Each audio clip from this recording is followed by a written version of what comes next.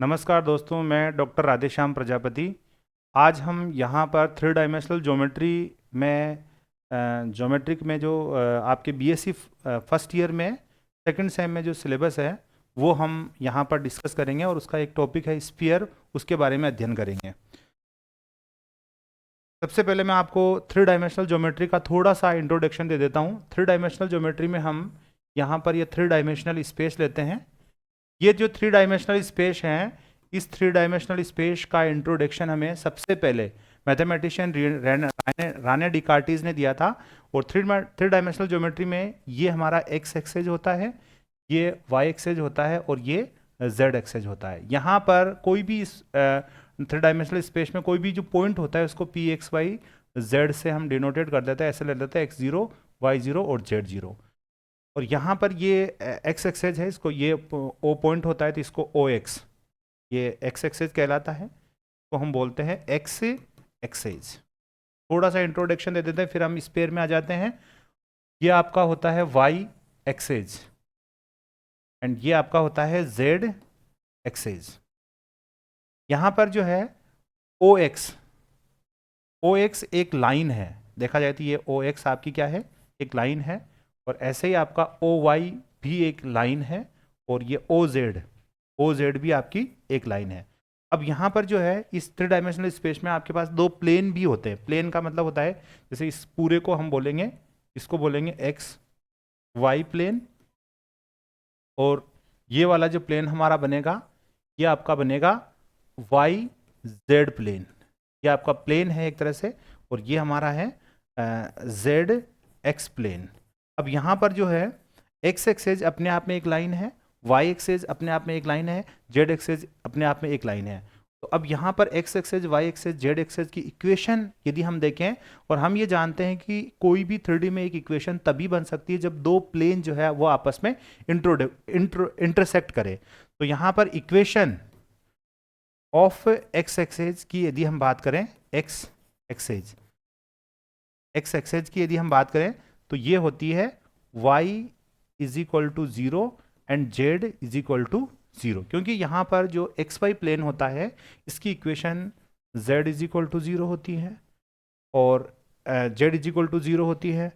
और इधर जो हमारा ये जो वाई जेड प्लेन है इसकी equation x is equal to zero होती है, और एक्स जेड प्लेन है इसकी इक्वेशन जो है वो y is equal to zero होती है। क्योंकि ये प्लेन है तो यहाँ एक्स एक्सेस की equation y is equal to zero और z is equal to zero होगी। ये मेन इंपॉर्टेंट है, ये हमें ध्यान रखना है। दूसरा है इक्वेशन ऑफ y एक्सेज। अब हम यहाँ y एक्सेज की बात करें, y एक्सेज अपना एक इक्वेशन है, तो इस y एक्सेज की जो इक्वेशन है वो हमारी होती है, क्योंकि y एक्सेज जो होता है वो एक तो आपका z is equal to zero plane और x is equal to zero plane दोनों ही इंटरसेक्ट करते हैं तो बनता है। तो इसकी जो इक्वेशन जब भी हमको लिखनी होगी तो इसके लिए हम लिखेंगे z बराबर जीरो एंड x बराबर जीरो। ये हमारा हो गया y एक्सेज। इसी तरह से यदि हम z एक्सेज की इक्वेशन की बात करें तो यहाँ पर इक्वेशन ऑफ z एक्सेज, तो जेड एक्सेज की इक्वेशन की यदि हम बात करें तो जेड एक्सेज में आपका जेड एक्सेज एक तो y is equal to zero plane और एक x is equal to zero plane दोनों ही इंटरसेक्ट करते हैं तब हमारा जेड एक्सेज बनता है। तो इस जेड एक्सेज की इक्वेशन होती है आपका ये बन जाएगा एक तो x is equal to zero and y is equal to zero. तो कुल मिलाकर के ये थ्री डायमेंशनल स्पेस होता है, इसमें एक एक्स एक्सेज होता है, एक वाई एक्सेज होता है, एक जेड एक्सेज होता है। और यहाँ पर जो है एक्स एक्सेज वाई एक्सेज जो होता है ये दो दो प्लेनों के इंटरसेक्शन से बनता है, और यहाँ पर ओ जो होता है ये ओरिजिन होता है। अब हम यहाँ पर बात करेंगे, मेन जो अपना अगला टॉपिक है वो है spear.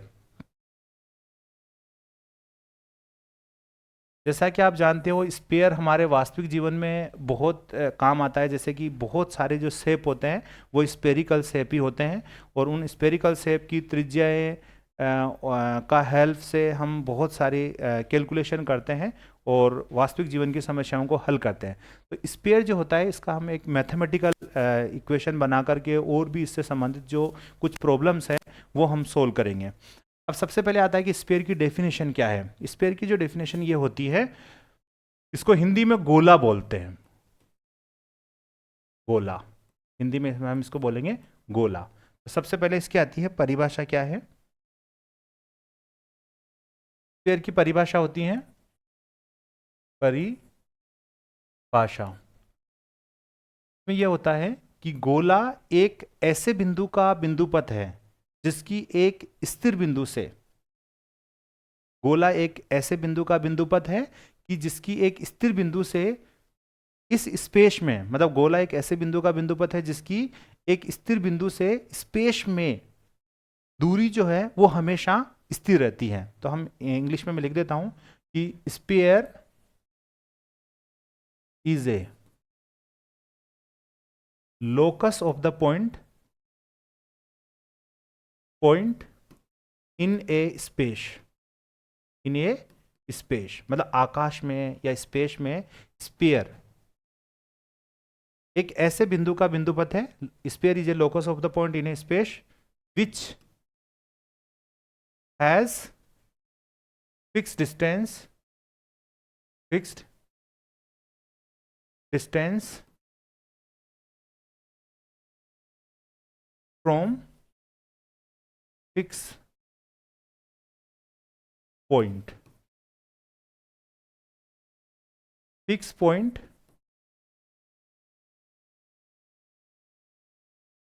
is called center।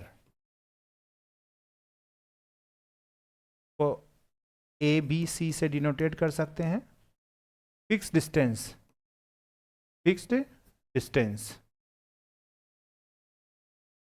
is called radius of radius को हम आर से लिखते हैं। तो कुल मिलाकर के यहाँ इसका डायग्राम आप समझ सकते हो। जैसे मान लीजिए ये आपका कोई स्फीयर है और इसमें यहाँ पर P कोई भी एक पॉइंट है। अब इस P पॉइंट का हम ले लेंगे लोकस। लोकस का मतलब जैसे ये पॉइंट है अल्फा बीटा गामा, यहाँ पर सेंटर आपका ए बी सी है और ये दोनों के बीच की दूरी जो है वो R है। तो इस स्फीयर की जो इक्वेशन हम कैसे ज्ञात करेंगे, यहाँ पर हम जानते हैं डिस्टेंस फॉर्मूले से r square is equal to, यानी कि जैसे ये सेंटर है सी पी स्क्वायर, तो इसको हम लिखेंगे अल्फा माइनस ए का whole square plus beta minus b का whole square plus gamma minus c का होल स्क्वायर। अब यहाँ पर यदि हम लोकस ले लेंगे, taking locus of alpha beta, taking locus of alpha beta gamma,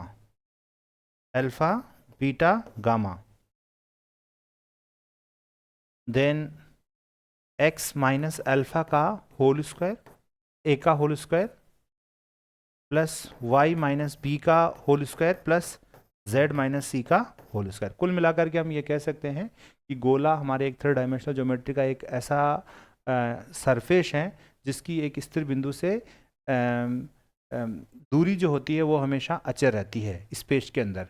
और गोला जो होता है इसमें ये फिक्स पॉइंट होता है, उसका सेंटर होता है, फिक्स डिस्टेंस जो होती है उसकी त्रिज्या होती है। हम ये मान सकते हैं कि मान लीजिए ये हमारा कोई गोला है, इसका जो सेंटर है वो ए बी सी है और इस पर कोई भी एक पॉइंट जैसे अल्फा बीटा गामा हमने ले लिया, तो डिस्टेंस फॉर्मूले से रिलेशन होता है c p square alpha minus a का whole square beta minus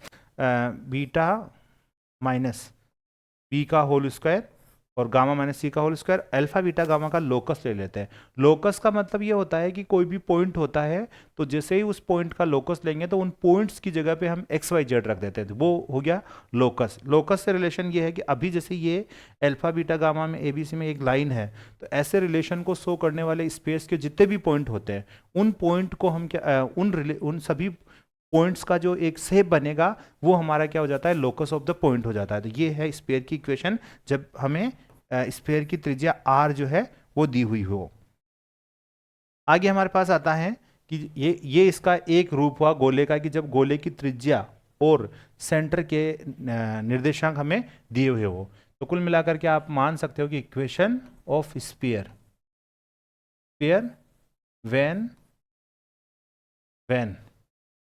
centre C a b c and त्रिज्या यानी कि रेडियस आर गिवन। एक गोले का समीकरण जब हमको सेंटर और त्रिज्या गिवन हो। तो कुल मिलाकर के ये इक्वेशन यही होती है, x माइनस ए का whole square plus y minus b का whole square plus z minus c का whole square is equal to r square. ये गोले की एक त्रिज्या और सेंटर दे रखा हो तो ये इक्वेशन हो जाती है। दूसरा इसमें एक और होता है, गोले की समीकरण के अलग अलग रूप होते हैं, तो एक रूप तो ये हो गया। दूसरा रूप होता है, ये फर्स्ट फॉर्म है। दूसरा है व्यास रूप में इक्वेशन। गोले की एक दूसरी इक्वेशन होती है व्यास रूप में। तो equation of sphere in A diameter form. Diameter को हिंदी में व्यास बोलते हैं, इन ए डायामीटर फॉर्म। तो यदि हमको एक गोले का डायामीटर दिया हुआ हो, डायामीटर का मतलब होता है जैसे कि ये आपका एक कोई गोला है और इसका डायामीटर का एक पॉइंट जैसे ए हमको दे दिया है, इसके पॉइंट है x1, y1 और z1। दूसरा पॉइंट हमारा है जो b है और उसके कोऑर्डिनेट है x2, y2, z2। तो इस जब हमको व्यास के कोऑर्डिनेट दे रखे हो और हमको गोले की समीकरण लिखनी हो तो उस केस में हम गोले की इक्वेशन ऐसे लिखेंगे, इक्वेशन ऑफ स्फीयर। तब हम गोले की इक्वेशन लिखेंगे x minus x1, x minus x2 plus y minus y1 and y minus का y2 plus z minus z1 and z minus z2 बराबर 0। अब ये व्यास, जब भी आपको व्यास के कोऑर्डिनेट दे रखे हो तो हम इस सूत्र का यूज करेंगे। अगर आपके दिमाग में ये आ जाए कि भाई हम इसका प्रूफ कैसे माने, तो प्रूफ हम इस तरह से मान सकते हैं कि इस गोले पर ही हम एक कोई पॉइंट ले लेते हैं P, इसके कोऑर्डिनेट ले लेते हैं x, y, z। अब हम ये जानते हैं कि ए पी और बी पी को मिला देते हैं और यहाँ पर एक ज्योमेट्री का रूल होता है कि व्यास के दोनों बिंदुओं को गोले पर किसी एक बिंदु पे मिला दें तो उस बिंदु पर बनने वाला जो कोण होता है वो होता है 90 डिग्री। तो ये 90 डिग्री हो गया। तो यहाँ पर हम पाइथागोरस ट्रिपल लगा देंगे और पाइथागोरस ट्रिपल यदि हम यहाँ पर लगाते हैं तो हमारे पास ऐसा बनेगा कि ए बी का square is equal to A P का स्क्वायर प्लस बी पी का स्क्वायर। अब यहाँ पर हम क्या करेंगे, इसमें डिस्टेंस फॉर्मूला लगा देंगे और उसको सिंप्लीफाई कर लेंगे। तो ये हमारे पास इक्वेशन जो है, जैसे ये इक्वेशन 1 है और ये इक्वेशन 2, तो हमारे पास इक्वेशन 2 जो है वो आ जाएगी। कुल मिलाकर के इनमें ये फॉर्मूला रखना है। आगे आता है नेक्स्ट है इक्वेशन ऑफ द स्फीयर। ये डायमीटर फॉर्म में हो गई है। अब general equation of the sphere क्या होती है? General equation of the sphere. यहां पर general equation of the sphere जो होती है वो आपकी ये होती है, ये x square plus y square plus z square plus 2u x plus 2v y plus 2w z plus d is equal to 0। ये स्फीयर की जनरल इक्वेशन होती है। अब यहाँ पर ये जो जनरल इक्वेशन है, इस जनरल इक्वेशन में सेंटर के कोऑर्डिनेट होते हैं माइनस के u, माइनस का v, माइनस का w, और इस इक्वेशन में रेडियस जो होती है वो root of u square plus v square plus w square minus d बराबर ये होता है। तो कुल मिलाकर के जब भी हमारे पास ऐसी कोई समीकरण हो, x square plus y square plus z square plus 2ux plus 2y plus 2wz plus d बराबर 0, तो ये समीकरण एक स्फीयर की होगी। और इसमें जो x के कोफिशिएंट का हाफ का नेगेटिव, यानी कि वो x का जो कोफिशिएंट है वो उसका हाफ कर दोगे तो वो u होगा, उसको नेगेटिव कर दो तो x के कोफिशिएंट का हाफ का नेगेटिव माइनस u, y के कोफिशिएंट के हाफ का नेगेटिव माइनस v, और इस तरह से माइनस w। तो ये तो होता है सेंटर और ये होती है त्रिज्या। अब ये समीकरण हमारे पास आती कैसे है कि भाई कुल मिलाकर के ऐसी इक्वेशन है तो उस समीकरण को हम स्फीयर ही कहेंगे। इस इक्वेशन की पहचान क्या है? पहचान ये है कि इस इक्वेशन के अंदर x square y square z square के जो कोफिशिएंट है वो यूनिटी में है, यानी कि उनका कोफिशिएंट 1 है। दूसरी बात यह है कि इस इक्वेशन में कोई भी एक्स वाई, वाई जेड और जेड एक्स की टर्म नहीं है। तो वो सभी समीकरण हैं जिनमें x square y square z square के कोफिशिएंट यूनिट है और x y y z z x की टर्म नहीं है और एक्स वाई जेड तीनों वेरिएबल है, तो वो समीकरण किसकी होगी? स्फीयर की होगी। तो उस केस में उस समीकरण जो भी वो स्फीयर है उसका सेंटर और उसकी त्रिज्या हम ज्ञात कर सकते हैं। अब यहाँ पर बात आती है, एक छोटा सा मैं एग्जाम्पल बताता हूँ कैसे। मान लीजिए आपके पास एक ये समीकरण है x square y square z square minus का एक्स माइनस का वाई माइनस का जेड बराबर 0। तो ये एक स्पेयर की इक्वेशन होगी। अब मुझे इसका सेंटर लिखना है तो मुझे x के कोफिशिएंट का आधा करके उसका नेगेटिव करना होगा, क्योंकि हम ऊपर वाले फॉर्मूले जानते हैं कि ये सेंटर जो होता है वो minus u minus v minus डब्ल्यू होता है। तो यहाँ इस स्पेयर का जो सेंटर जो बनेगा वो आपका बनेगा 1/2, फिर वापस 1/2 1/2, क्योंकि x के कोफिशिएंट का हाफ क्या है -1/2, फिर उस पर माइनस करना पड़ेगा तो ये इसका सेंटर हो जाएगा। मुझे इसकी त्रिज्या लिखनी है तो त्रिज्या क्या बन जाएगी रूट। अब u स्क्वायर वी स्क्वायर डब्ल्यू स्क्वायर डी तो इसमें 0 है, तो 1/4 1/4 और 1/4, तो ये हमारा बन जाएगा √3/4 बन जाएगा। तो ये हमारा क्या बन गया है, जनरल इक्वेशन का एक छोटा सा एग्जाम्पल हो गया है। अब ये जनरल इक्वेशन आती कैसे है, कहाँ से आती है, कैसे आती है, तो इसके बारे में थोड़ा सा मैं बता देता हूँ कि ये जनरल इक्वेशन किस तरह से आती है।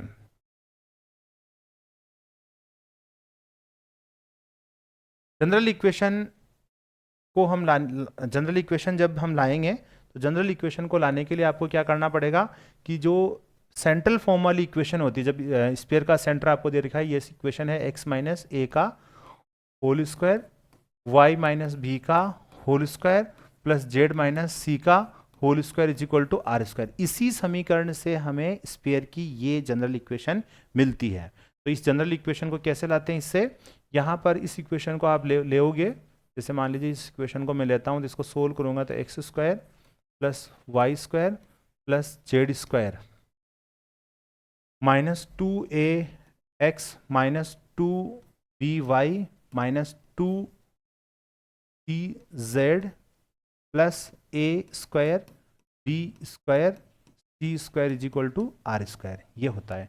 इसको थोड़ा सा यदि हम ऐसे लिख दें, x square y square z square minus 2ax minus 2by minus 2cz and a square plus b square plus c square minus r square बराबर 0, ऐसे लिख सकते हैं। अब यहाँ a b c को u v w रख दिया जाए, यानी कि a b c की जगह पे माइनस का u माइनस का v माइनस का w रख दिया जाए, तो ये बन जाएगी पुट a बराबर माइनस u, v बराबर माइनस का v, w बराबर माइनस का c, ये हम रख देते हैं। मतलब ए बी सी हमारे क्या है, सेंटर के कोऑर्डिनेट ही है, तो इन सेंटर के कोऑर्डिनेट को हम क्या रख रहे हैं यहाँ पर, माइनस का u माइनस का v है ना, तो यानी कि सेंटर के जो कोऑर्डिनेट हैं उनको हम क्या रख लेते हैं, माइनस का u माइनस का v माइनस का w यदि मान लें, तो ये जो इक्वेशन है आपकी ये बन जाती है x square y square z square minus का u, यानी कि ये हो जाएगा 2ux 2vy 2wz, फिर ये भी बन जाएगा u square plus v square plus डब्ल्यू स्क्वायर माइनस आर स्क्वायर बराबर 0, आर स्क्वायर बराबर 0 बन जाएगा। ठीक है, अब इस पूरी टर्म को हम d नाम दे देते हैं, ये जो पूरा का पूरा है आर स्क्वायर, बाकी तो सब सेम है। यहाँ पर यदि आप ले लेते हो कि taking u square v square डब्ल्यू square minus r square is equal to d मान लें, तो हमारा जो स्फीयर बनेगा x square y square z square 2ux 2vy 2wz plus d बराबर 0। तो ये general equation of the sphere होती है। और इस general equation of the sphere में जो जैसा कि अब मैंने बताया कि इसका सेंटर जो होता है वो सेंटर तो क्या हो जाता है, माइनस का u माइनस का v माइनस का w हो जाता है, और रेडियस जो होती है इसमें root of u square and v square and w square होती है। तो दोस्तों ये हमारे स्फीयर का एक सामान्य इंट्रोडक्शन था, इसके बारे में और आगे जो है मैं नेक्स्ट लेक्चर में बताऊंगा। धन्यवाद, जय हिंद, जय भारत।